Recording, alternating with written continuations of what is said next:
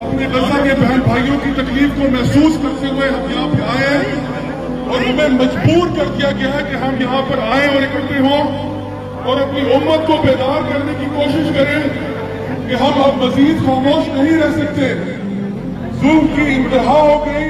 बर्बरियत की इंतहा हो गई और पूरी दुनिया की इस वक्त जो खामोशी है, खासतौर पर उनके लीडरान की,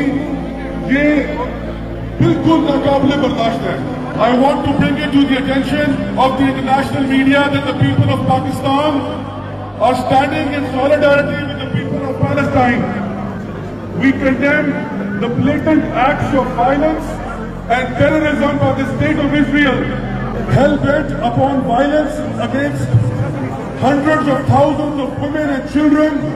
where the blood of the Palestinians is not equal to the blood of the Israelis. And it is a movement